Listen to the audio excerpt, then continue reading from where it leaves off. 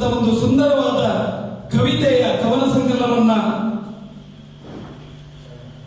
ಸುಂದರ ನನ್ನ ಸುಂದರ ಲೋಕ ಎನ್ನುವ ಕವನ ಸಂಕಲನದಲ್ಲಿ ನನಗೆ ವೃಕ್ಷ ಮಾತೆಯ ರಕ್ಷಣೆ ಎನ್ನುವ ಕವಿತೆಯನ್ನು ವಾಚನ ಮಾಡಲು ಅವಕಾಶ ಸಿಕ್ಕಿದೆ.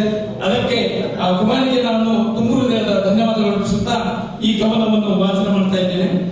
ಊರಿನಲ್ಲೊಂದು ಅರಳಿಕಟ್ಟೆ, ಅಲ್ಲಿ ಜನರು ಹೊಡೆಯುತ್ತಿದ್ದರು ಹರಟೆ. ಊರಿನಲ್ಲೊಂದು ಅರಳಿಕಟ್ಟೆ, ಅಲ್ಲಿ ಜನರು ಹೊಡೆಯುತ್ತಿದ್ದರು ಹರಟೆ. ಮರಗಳ ಮೇಲೆ ಕೋತಿಗಳ ಹಾರಾಟ, ಮರಗಳ ಮೇಲೆ ಕೋತಿಗಳ ಹಾರಾಟ, ಮೈದಾನಗಳು ಮಕ್ಕಳ ತುಂಟಾಟ. ಮರಗಳ ಮೇಲೆ ಕೋತಿಗಳ ಹಾರಾಟ, ಮೈದಾನಗಳು ಮಕ್ಕಳ ತುಂಟಾಟ. ಗ್ರಾಮದ ಜನರಿಗೆ ಬಂದಿದೆ ಸಂಕಟವು, ಗ್ರಾಮದ ಜನರಿಗೆ ಬಂದಿದೆ ಸಂಕಟವು.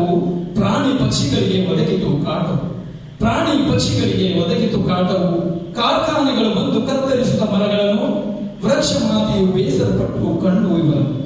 ಕಾರ್ಖಾನೆಗಳು ಬಂದು ಕತ್ತರಿಸಿದ ಮರಗಳನ್ನು ವೃಕ್ಷ ಮಾತೆಯು ಬೇಸರಪಟ್ಟರು ಕಂಡಿರುವರು. ಊರ ಜನರು ಒಂದೆಡೆ ಸೇರಿದರು, ಗ್ರಾಮದ ಹಿತವ ಬೇಡಿದರು. ಊರ ಜನರು ಒಂದೆಡೆ ಸೇರಿದರು, ಗ್ರಾಮದ ಹಿತವ ಬೇಡಿದರು.